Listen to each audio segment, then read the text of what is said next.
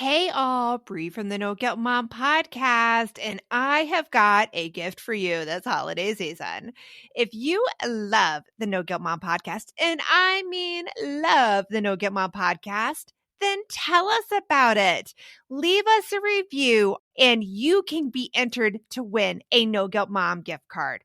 All you have to do is leave a review, take a screenshot, and then simply go to noguiltmom.com/review to enter our giveaway for a free No Guilt Mom gift card, simply for telling us what you think about the podcast. It is amazing.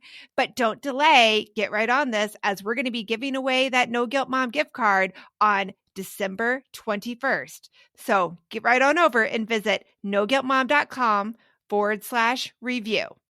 Welcome to the No Guilt Mom podcast. I am your host, Joanne Crone, joined here by my co-host, Bree Tucker. Hello, everybody. How are you? I just can't do it without singing it. I just can't. I need to sing it. I have the need to sing. Okay, I honestly think life would be a little bit better if we all sang a little bit more. I mean, have you seen the movie Elf? Yeah. The easiest way to spread cheer for everyone. Wait, something about singing. You have to sing to spread cheer for everybody to hear. I don't know. Anyway, it's something like that. I think it's a good idea. I used to do it with my kids. Yeah. Did you ever do that with your kids? We sing all the time. We make up like parodies to songs. Like if I need them to do something, my favorite one is actually, this isn't a parody, but if they're asking me something over and over again, I'm like, my name is no, my sign is no, my number is no. You got to let it go. You got to let it go. And I'll love do that. Stuff like that. When my kids were little, one of the best little tips, tricks, whatever we figured out was that when they were grumpy and they would start fighting or just being grumpy, we would start the rhyme about the watermelons down by the sea. Oh my.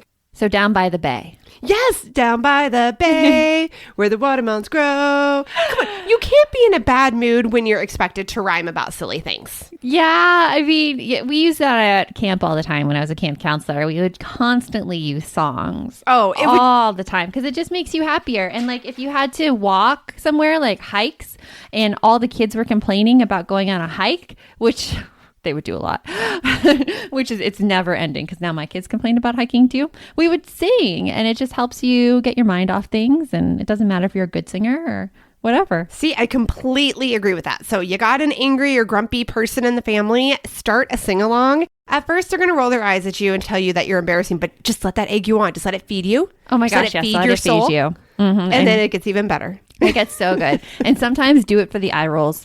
Like do it for the eye rolls. Be like, how fast can I make my kids eye roll? I know, right? I do it for the eye roll. The eye roll. The eye roll. Yeah. So somebody who must know a lot about eye rolls because she has teenagers is our guest, Hilary Erickson. Do you like that segue? Yes, I did. That was really good. A little seamless thing there. But Hilary is, she's a former pregnancy nurse. Well, I think you're technically always a pregnancy nurse. It's just like if you're currently in the hospital or not. I don't know. She's not currently a nurse right now, but she runs the website Pulling Curls, and she's creative of courses that simplify family life. Yes, and I got so excited finding out that she lived here just down the road from us. Yeah, she's like 2 miles away. I had no idea. It's so funny because I met Hilary because we were part of the blogging community, and we were all at this conference in Scottsdale. Oh, it was a long time ago, like 6-7 years ago. I've been in this field a while, but yeah, we met there and we've just kept in contact. And so and she lives 2 miles away and I have not seen her for 7 years. Oh my gosh. But we talk online all the time. Well, she's a lot of fun. And I was listening to her podcast because she has her Pulling Curls podcast and they were really awesome. I love the one where she did a vaccine trial. Oh, Talked about that. That was really cool. Fascinating because I was following along on stories.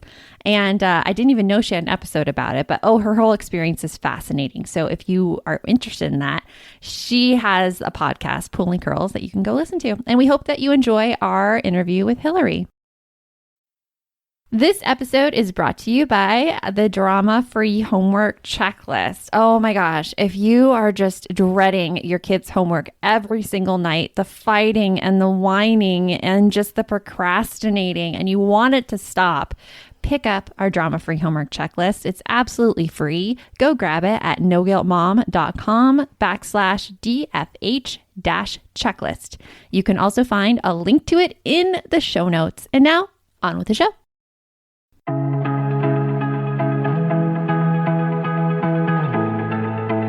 You want mom life to be easier.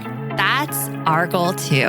Our mission is to raise more self-sufficient and independent kids, and we're going to have fun doing it.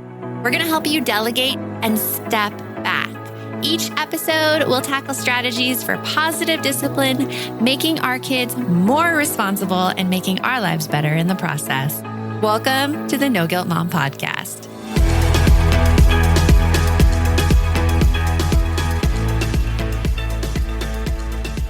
Welcome to the podcast, Hilary. We're so happy to have you here. Oh, me and my no guilt are here. We are ready to talk. Yay. Okay. So one of the things that you do at Pulling Curls is you talk a lot about home organization, but you didn't start out that way. In fact, most recently, you were a labor and delivery nurse. So could you tell us a little bit about your story and how you went from like labor and delivery to also doing organization? Yeah. So that is kind of weird because I worked as a labor and delivery nurse for 20 years. I just recently left it. Who knows if I'm going back? I haven't decided yet, but I have to say, so we lived in the Bay Area in California, super, super expensive, had a tiny little house, 1,100 square feet. And by the time I had my third, they were all going to be in one bedroom. And just like, I feel like the nesting with my third baby broke me. And I just became like an organizing fiend. And I really worked to decide what we really needed and also like Tetris it in a way that we could get it out easily. Oh man, space will do that to you. But yeah, and I can't imagine because even like California living conditions, I used to live in LA and they are so much smaller than they are out here where we both are in Arizona. So I couldn't imagine 3 in 1 room either. Yeah, I had like measured it all out. We had the crib, we had bunk beds. Yeah, it was awesome. So just during that, I just started to get really into like organizing and prioritizing what we really needed. And it really helped. And then we moved to a house that was over double the size in Arizona. So then you start to realize what you really need. And also you can build more storage because you have more room. And so it kind of expanded my horizons versus just, we need to get all this stuff in this tiny little space. And did you think though, like, because I know when I have a bigger space, your stuff actually grows to fill the space. Like, did you find that? Yes and no. Like we have 2 rooms that we don't use all that much really in my house. Like there's stuff in it. And I think you can still prioritize what you have, but I think there's a saying, wherever you go, there you are. And I think it's funny that my friends who we all had super tiny houses, we were young moms back in the day, and they've gotten bigger houses and they're still just as cluttered as they were when we all had tiny little houses like that. You just are who you are. And so it doesn't really matter if you live in a small or a big place. You're still you. Yeah. Good point. I find that's true too, because a lot of people are like, oh, if only I had a bigger house, I wouldn't have so much clutter. But really, it's like the whole, I'll liken that to the whole purse thing. We all do it. We have the small purse and it's like, oh, I can't fit everything in here. I'm going to get this big purse, and you get the big purse and all of a sudden everything fits and you're like, oh, but I can also put in a water bottle now and this and that. And it's like, yeah. No, it's cluttered all again. the things. Yeah, that's kind of. So now you help other people organize. Yeah. So I still have a prenatal class. I mean, that's probably my main job. I consider myself a prenatal educator, but once you make a class for one thing, you're like, I am also really good at this other thing. And so I really enjoy teaching families that our houses don't have to look Pinterest perfect, but when we keep it organized, everything goes so much better because you can find the stuff you need. You're not feeling stressed out. It's not adding to your stress. Right, because your home is supposed to be somewhere that you feel relaxed and comfortable and brings you some degree of peace. I mean, we can't control the other people in the house and the stress that comes from that. I love my kids, but it's hard. So how do you feel like being organized has made everything better? Yeah. So after we moved here, like my husband left his job and we thought he was going to get a new job, but then he didn't. I was picking up extra shifts as a nurse, like an idiot. I was also the PTA president. And it was a super stressful point in my life. I was also working to, build my website. And I think the biggest benefit is that my house wasn't adding to my stress. It was supporting our family, through this. I wasn't worried about the state of my home. And I think when you go through stressful times, one of the best things about having an organized house is that it supports you rather than you just being owned by the clutter in your house. Oh, I could see that happening. Although I feel like sometimes I am owned by the clutter in my house. What about you, Brie? Oh, Yeah. Yeah. No, but I'm thinking to myself, like, just recently you redecorated your office here, Joanne. Yes. And the joy that you had. So much joy. It feels so great. But you know what? Looking at my desk right now, the clutter has started to reappear. Well, wait a second. You were dealing with techie issues. So I think a lot of that clutter There was a lot related to that. I think you'll get clutter that builds up. And I think that's very normal as moms because sometimes you've got 16 plates in the air. But the beauty of having a system is that you can easily put that stuff away. And in 5 to 10 minutes, it's back to, the you were hoping for. Yeah. Oh, a system. Okay. So this is something like I don't have, and I hope we get more into that because you talk a lot about prioritizing what each room is for. So like, tell us a little more about that. What does that look like for moms? Yeah. So for me, it's really important for me to narrow things down because I'm a kind of a person that like I have the whole world and I can just do whatever I want. I feel overwhelmed. But when I narrow it down, so in each room, I tell moms, like, let's decide what kind of zones we're going to have. Because some people use their kitchen for crafts, which is totally fine. But I've decided to make my kitchen a craft-free zone. We keep our crafts elsewhere. And so when I come across a craft, I know that it needs to not go in the kitchen because that's not part of the zone. So it just really helps me delineate the lines. Now, of course, I do have a glue stick hanging out in my kitchen because, glue sticks. But, you need them for everything. Yeah. I think I don't have pom-poms in my kitchen. I don't have craft sticks, those kinds of things. It just helps me delineate what's going to go in that room and what isn't. And I'm not saying that my zone's perfect. I think if you had the kitchen that was right for crafts, then 100% put crafts in your kitchen. But, it's not make work what works for you. So what I'm hearing is that, make boundaries for yourself on like organizing spaces. And if something doesn't belong in there, say it's like, I don't know, stuff on one counter in the kitchen. We have this one counter everything collects on. Then as soon as you see an item on that counter to remove it. So it's like a boundary almost. Yes, 100%. And it just helps you, make choices quicker because I think so many people get bogged down in all the choices with organizing. That you have choices already made for you by setting that boundary, then you just can move along quicker. And that doesn't mean that you can't change the boundary. We used to have a homework area in our kitchen when my kids were little. And later I just decided, I'm like, do it in your room. I'm done with you kids. So the homework area is gone. I want my space back. No, that doesn't mean they can't do homework in my kitchen. I'm just not going to keep homework crap in my kitchen. They can keep it in the room. Right. Yeah. Well, no, because that's what happens in my house too. Like if my kids start doing something somewhere, then slowly all their stuff starts creeping in there. Mm-hmm. It does. And I have to remind my kids that every day we get home from school. Don't forget your backpack and your violin and all that stuff goes back to your room, not my living room, your room. And like decision fatigue is real. And so when we have to remind people of like all these little things and we don't have like this hard and fast set rule, it just makes our lives harder. So I love having that like zone where only certain things are allowed. I want to make little signs. So this is a backpack free zone. This is a craft free zone. You can put them in your home decor like you do in the bathroom. Yes. Bree puts home decor like rules.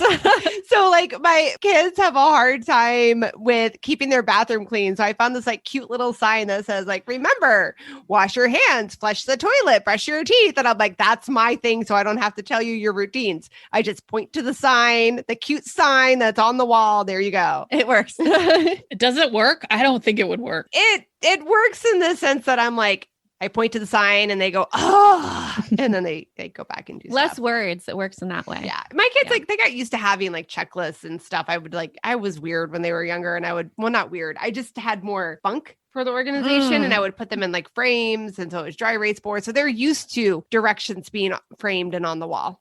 Yeah. So yeah, it's like continuing the trend. Yes. Well, a lot of us, I think, feel like we suck at organizing and we are just so overwhelmed and we can't make it happen. But you have a few tips for us about what to do when we're totally overwhelmed. So this message is sponsored by Greenlight. It is so hard to raise kids who know how to manage money. Bree, right now, my kids are all about earning money for presents. My daughter wants to get presents for all of her friends, and my son is doing a Secret Santa with his friends. Oh, I hear you. And if you're looking to raise kids that are financially responsible, we have got a lifesaver recommendation for you that you need to check out. It is Greenlight. Greenlight is a debit card and money app made for families that gives kids and teens an easy and fun way to gain financial literacy, all while giving parents peace of mind. You can send instant money transfers, automate allowance, and even keep an eye on kids' spending with real-time notifications. Meanwhile, your kids can begin their journey towards financial autonomy by learning how to save, invest, and spend wisely. So sign up for Greenlight today and get your first month free when you go to greenlight.com/NGM. That's greenlight.com/NGM to try Greenlight for free. Greenlight.com/NGM. Hey, Aubrey here, and I wanted to share one of my favorite gifts to give during the holiday season, a Storyworth book. It is the most amazing gift ever. Storyworth is an online service that lets you create a special and unique gift of someone's story. I've given Storyworth books to both of my parents, and it has been their favorite gift, hands down. And did I mention it is so easy? Storyworth emailed my parents questions every week that I handpicked from their massive list of questions that they have. All my parents had to do was open their email and answer them. That easy. I asked my dad questions like, did you have any rules that you set for yourself as a parent, which you immediately broke? And he did. I even asked both of my parents, are you more like your mom or your dad? And they shared a lot of really amazing qualities that I didn't know about my grandparents at the time. Then at the end of the year, Storyworth compiles all of their answers, puts them into this gorgeous book that covers everything. My parents love showing us their books, and I personally love getting a chance to read them. With Storyworth, I am giving those I love a thoughtful and personal gift from the heart that preserves their memories and stories for years to come. Go to storyworth.com/NGM and save $10 on your first purchase. That's storyworth.com/NGM to save $10 on your first purchase. But what's the first thing we should do? So everyone emails me and they're like, I just don't know where to start. And honestly, I think that's an excuse because I know that feeling, but here's the tip. It doesn't matter where you start. Like that's when you insert the magical chimes. It really doesn't matter where. There's not a bad place to start organizing. Like when you're cleaning, it's good to start at the top, but organizing is not the same as cleaning. You're not, your clutter's not going to fall down like dust will. So what if you just can't make a decision and you're like, okay, I know there's no best place to start, but I'm looking at all this and I'm like, and then you just go and you like crawl under your covers and put on Netflix and forget about organizing. I always start in a corner because I like to do a counter or a clockwise circle. So in my kitchen, I just clockwise circle around the kitchen to get things clean. So I start in a corner.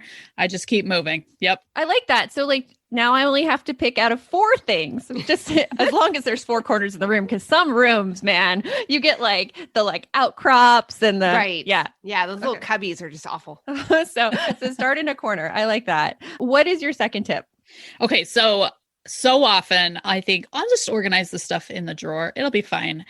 Pull everything out. It doesn't seem like it'll be quicker, but honestly, it doesn't take that long to empty a drawer and then quickly take like a microfiber and wipe out any dust or whatever, and then put the things back in the drawer. Because not only will you find those things that never should have belonged in there that you probably would have left in before, but it just makes it so much easier to put things back and to prioritize what actually needs to go in the drawer rather than kind of thinking like, well, everything just kind of needs to stay in here and you slam the drawer shut. I do that with my closet too. I love that tip because when you put things back in your closet after emptying it out, you're like, is this worth a space?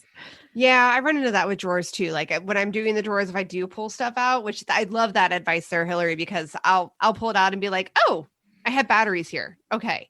I know I have batteries here because I live in a 3-story house and I don't have to run down another floor to get batteries, but really this is not where it belongs. I don't need it. And it'll get me to move it by taking it out. So yeah. There's a filing cabinet drawer I might tackle after this interview. Ooh. Yeah. You're like halfway there if you pull everything out because, it's out. You're committed. You're like, oh, dude, I'm doing this now. There's no running back to Netflix. Mm-hmm. It's so easy to fool yourself and be like, I'm professional. I don't need to pull everything out. Yeah. And usually it's like, no, you need to pull it all out. And then you have a big mess that you have to take care of. And you realize all the crap you have. I think that also keeps me from buying anything. I distinctly remember cleaning out a closet a few years ago when I was working from home and I got unmotivated halfway through my ex-husband came home and was so mad at me because that stuff sat there for like a week before I found my motivation to finish it. Big jobs like that are hard. They're hard. Pulling it out. So there's no best place to start. Pull everything out. And what's like the third step of this process? So the third step is to give yourself the props when it gets done. I just did my shoes. And I would knock off shoes every time I would walk into my closet because they were all just kind of piled there. So that's me. I tossed 3 pairs of shoes, and I can't tell you how much easier it is to get in the closet, how much happier I am when I look at it. I just feel a weight lifted off of me. And it sounds kind of dumb to be like so excited about organizing your shoes, but I've chosen to just allow myself to be like, you did a great job with that. That feels so great. You're amazing. That should be my self-talk after I organize, rather than like, you organize. No big deal. I like that little like switch in thinking, because I do the same thing. When I organize something, I go and I look at it and I admire it. And then I like stop looking at it. And then I go back and look at it and admire it. And then I chastise myself that I'm not getting anything else done because I'm just looking at the good job I did. But I should be looking at the good job I did. You should. I mean, we do that to our kids too, right? We tell them that to be proud of their effort and the things that they've managed to do. And then yet when it comes to us, we feel guilty if we give ourselves props for something. Yeah, like we're wasting time. Yeah. No, I love that. Love that. Yeah. Love it. So, and I think it helps you maintain that area. Like I just did my pantry and it is just so great. And I want to make sure that all my can labels are pointing out at me. It just makes me happy. Yeah. The pantry is one too. I did my spice cabinet, which it needs a redo because now there's like spice crumbs everywhere. It's still all organized and alphabetized. It is alphabetized. Whoa. I alphabetize like everything I can, but yeah, I totally know how that is. Yeah. So give yourself props, people. Give it props. Give props. So we asked this of everybody. What's your favorite hack to make your kids more self-sufficient? Send them to the dorms. I'm just kidding. That is true. You know what? Throw them out there, let them figure it out for themselves. And all of a sudden, they're going to care a lot more about things. Yeah. Yeah. And actually going to an apartment helped even more than the dorm. So it's all a process. But for us, it's always timers. You know, I set the timer and that's the time that they should have it done. And the timer is their coach. I'm not their coach. Goodbye. Mm-hmm. I love timers as well. I totally endorse that self-sufficiency hack because then you don't have to be the bad guy. It's the timer going off being like, timer said so. Yeah. So what's coming up for you, Hilary, that you're excited about? I mean, more virtual school. We're still in virtual school, even though you guys, you and me only live like 2 miles apart. You guys are in person. We're not. So I know it's just like the districts are separated by the freeway and that's like it.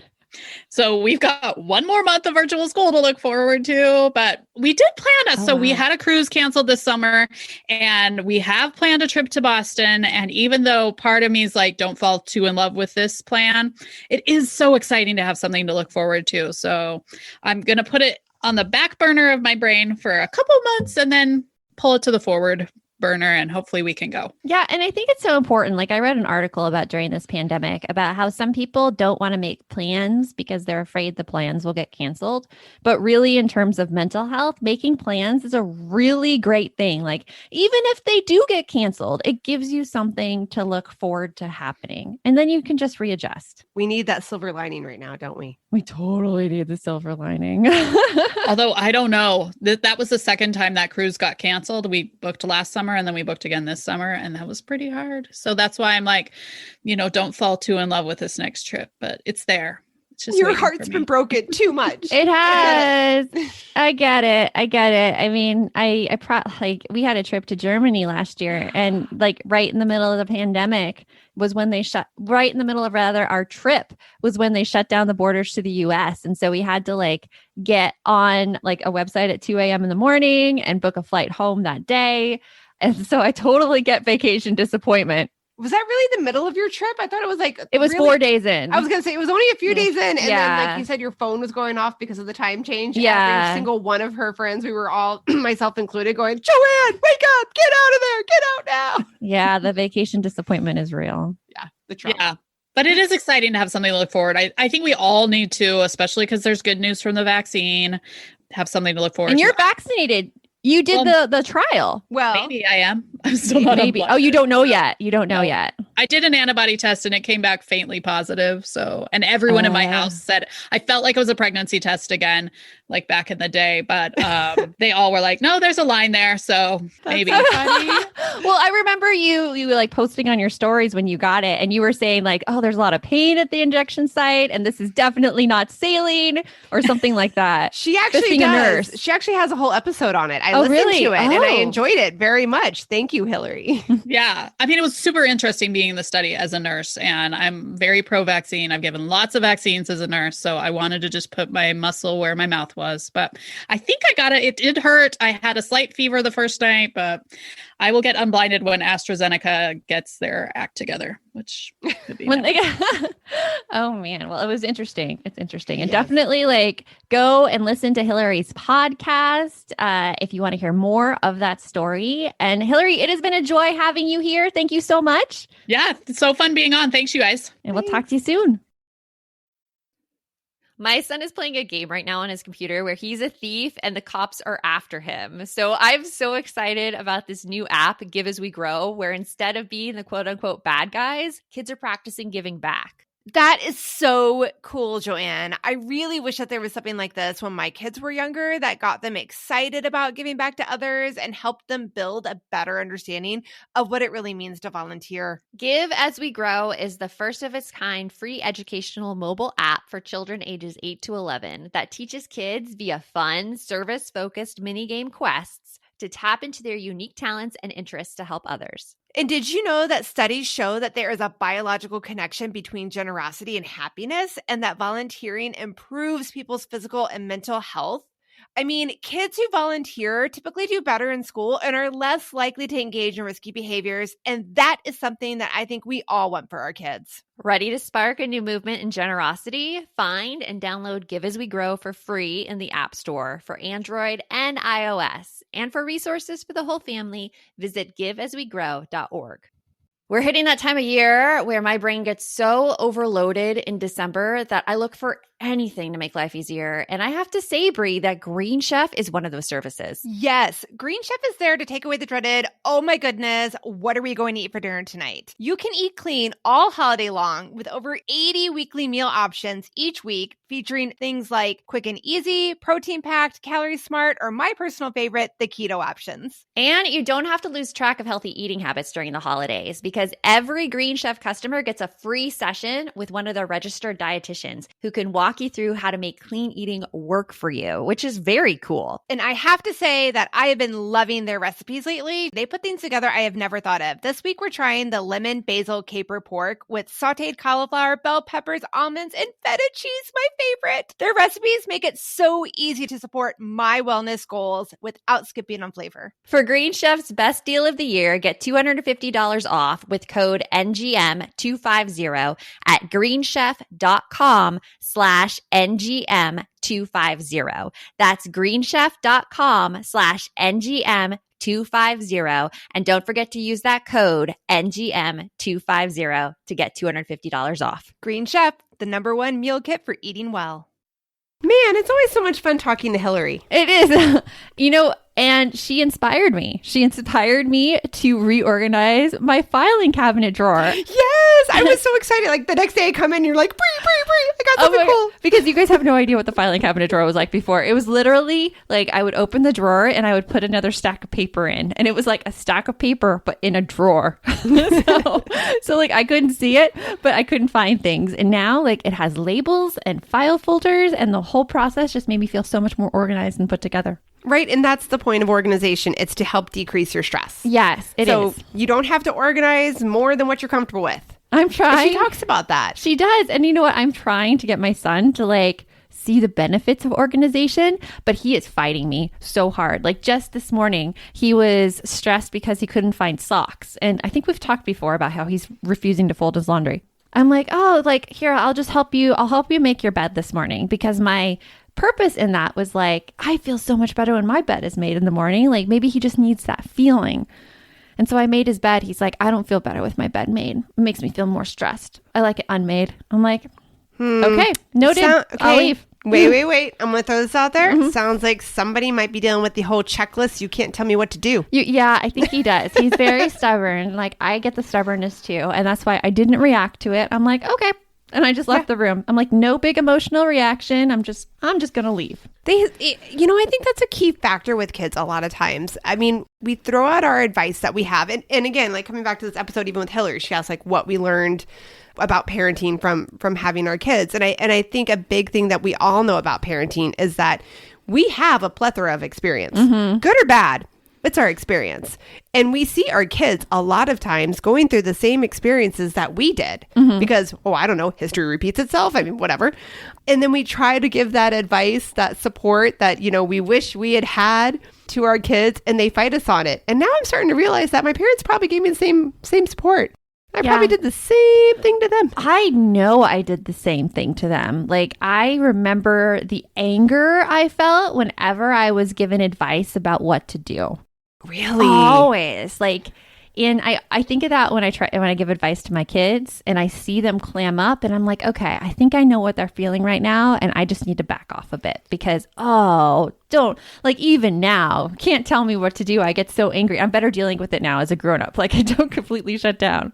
But I don't know what it is. Like, I can't pinpoint it. It's more like a feeling of like, I don't have control over my life, or like, maybe giving advice like you don't realize what it's like to be in my shoes, even though as parents we kind of do, but that's not the thought process of our kids. They don't realize that yet.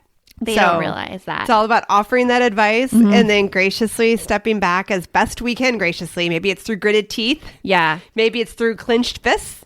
Yeah, but actually both you and I have sneaky ways that we get advice through to our kids. Oh, yeah. And it's always like talking about our own struggles and like what we're dealing with. And then I'll ask them for advice. I did this like in the car the other day with my daughter because she spends a lot of time now on her phone. And I was like, I just don't like the amount of time I spend on my phone. Like, I feel like it takes so much time from other things I'm doing and I get like so mad. And I'm like, what do you think I should do? And she gave me her advice on what she thought I should do. So I'm hoping that just sticks in the back of her mind a little bit. I think it will. I think it will, especially when you're able to even take that second step of coming back and telling them like, hey, I saw some results with it. This helped. Or saying, oh man, I'm still struggling. Do you have any other ideas? And make it all about you. But it's really all about them. Yeah. It's the sneakiest way. I hope no littles are listening. No, because they can't know our secrets. It totally works. So remember, the best mom is a happy mom. Take care of you, and we'll talk to you later. Thanks for stopping by.